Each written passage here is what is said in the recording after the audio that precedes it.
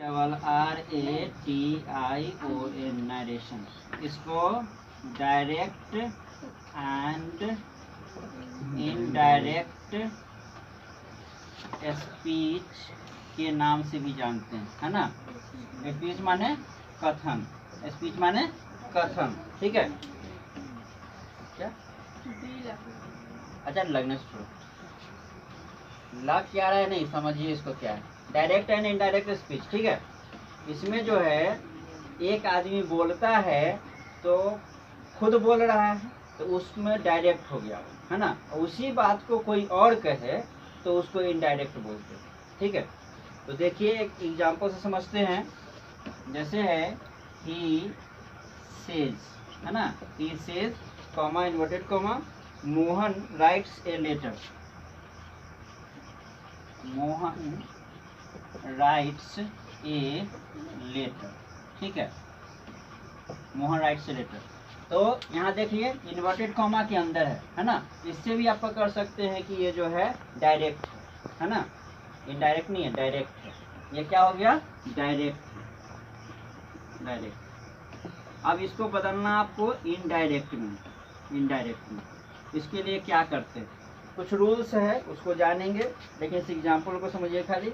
ये जो है ही सेज, तो ही सेज रहा, है ना। और दैट लगेगा, है ना। कॉमन यूनिट कॉमा हट जाएगा, दैट लगेगा। मोहन है तो मोहन हो गया, राइट है तो राइट्स हो गया, ये लेटर है तो ये लेटर हो गया, ठीक है। सिंपली वे में ये नारेशन हो गया। नारेशन इसी को बोलते हैं। He says that Mohan writes a letter, comma unit comma हट गया, ये अब डायरेक्ट से इनडायरेक्ट हो गया, ठीक है। यानी कि कोई और आदमी कह रहा है इसके बाद इस स्टेट में, यहाँ कि ही सेज तो उसी के लहजे में, मतलब जैसे वो बोला मोहन राइट से लेटर उसी बात को रखा गया। यहाँ पर है तो उसमें थोड़ा जुड़ गया, है ना, कि वह कहता है कि मोहन लेटर लिखता है। इस तरह से ये इनडायरेक्ट हो गया। इसको बनाने के लिए कुछ रूल्स है ना। तो 3 गो रूल है। सबसे पहला रूल है change of person, change of person. दूसरा रूल है change of tense, change of tense. तीसरा रूल है अदर चेंजेस, अदर चेंजेस, ठीक है। अदर चेंजेस में कुछ अदर वर्ड्स आता है, उसको चेंज करते हैं। जैसे टुडे का दैट डे, है ना। यस्टरडे का द प्रीवियस डे, टुमारो का द नेक्स्ट डे। ये चीज़ अदर चेंज में आता है। और चेंज ऑफ पर्सन में, पर्सन यानी कि first person, second person, third person, तो आई का किस में चेंज करेंगे, वी का किस में चेंज करेंगे, यू का किस में चेंज करेंगे, इसके बारे में जानते हैं, है ना। और चेंज ऑफ टेंस, टेंस का चेंज होता है कब की सिचुएशन में, उसके बारे में जानेंगे। कौन टेंस रहेगा तो किस में जाएगा, है ना। तो इस तरीके से तो सबसे पहला जो इसमें टॉपिक है चेंज ऑफ पर्सन, इसके बारे में जानते हैं। ये चेंज ऑफ पर्सन, उसके लिए जो है एक सारणी बनाना होगा। सारणी क्या होता है, तो सब्जेक्ट का रूप है, सब्जेक्ट के रूप में रहता है। जैसे आई हो गया, वी हो गया, ही हो गया, सी हो गया, इट हो गया, और यू होता है सेकेंड पर्सन का, यहाँ पे यू, है ना। इसका चेंजिंग होता है। कैसे होता है उसको देखना है। आई ये तो सब्जेक्ट के रूप है ना। इसी का जब ऑब्जेक्ट रूप में होता है तो क्या होता है, पोसेसिव रूप होता है। तब क्या होता है, पोसेसिव मतलब का के की वाला, है ना। तो पोसेसिव रूप क्या होगा, पोसेसिव में देख लीजिए।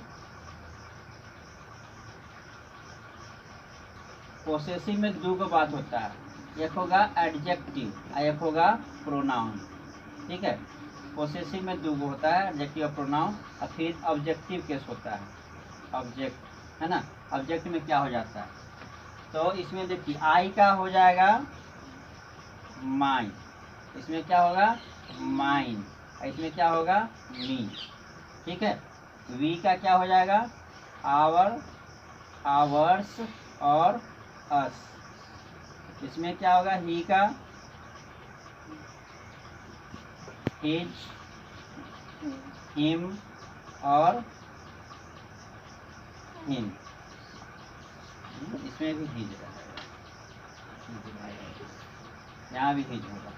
अच्छा, शी का हर, हर्ष, और यहाँ पे हर।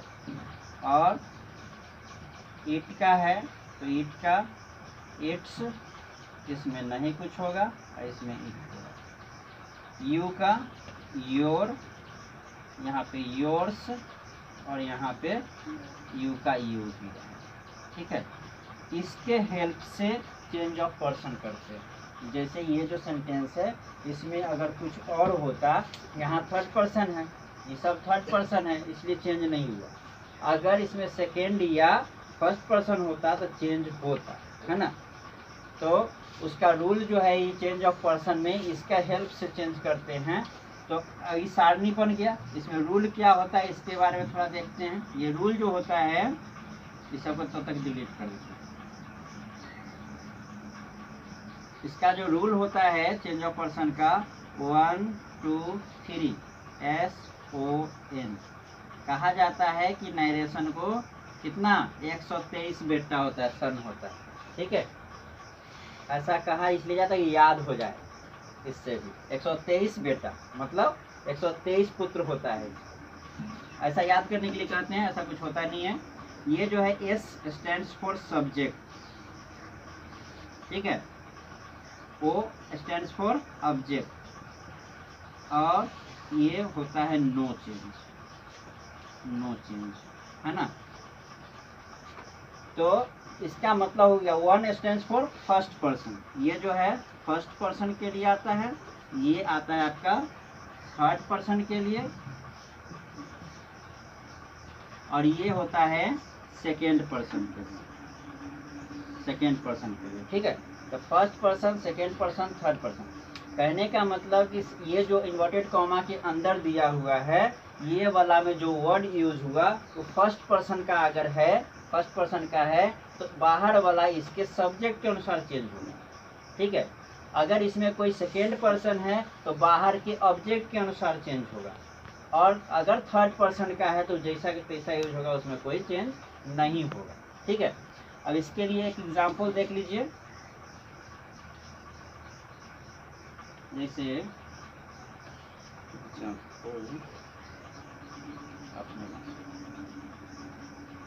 Ravi says to Gita, Ravi says to Gita, है ना। क्या कहता है, you are my best friend. ठीक है, क्या अर्थ हुआ, रवि गीता से कहता है कि तुम मेरे सबसे अच्छे दोस्त हो, है ना।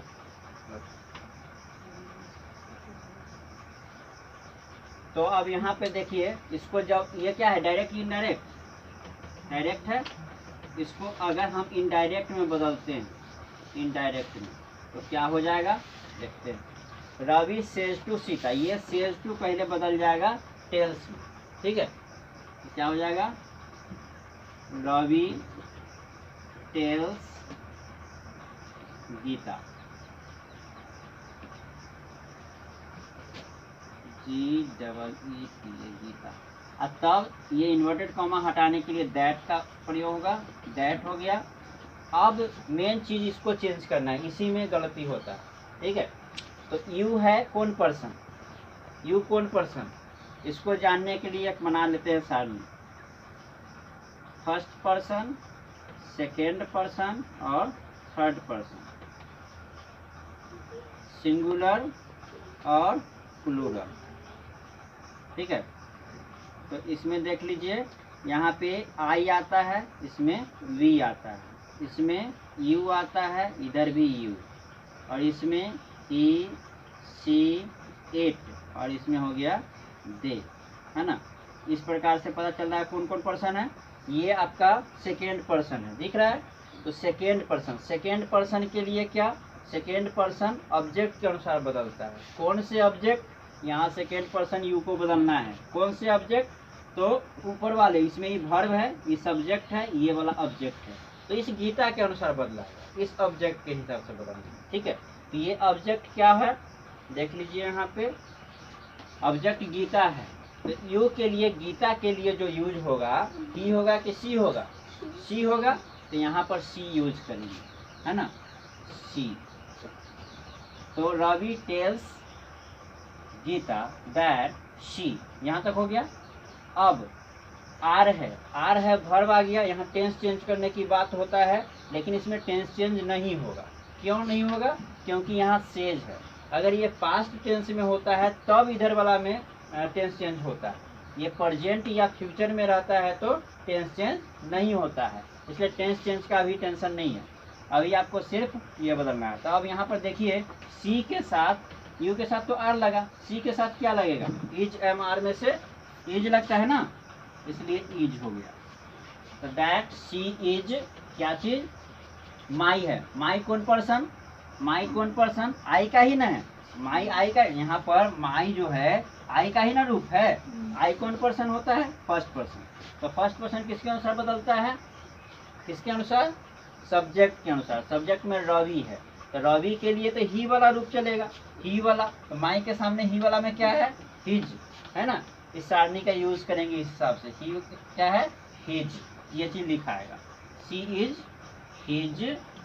अच्छा, बेस्ट तो सीधा सीधा वर्ड है, बेस्ट। अब फ्रेंड भी थर्ड पर्सन है, इसलिए यहाँ पर सीधे फ्रेंड हो जाएगा, फ्रेंड, है ना। तो इसका कंप्लीट क्या बना? ये वाला word. Ravi tells Geeta that she is his best friend. ठीक है, नरेशन का कंसेप्ट इतना ही है।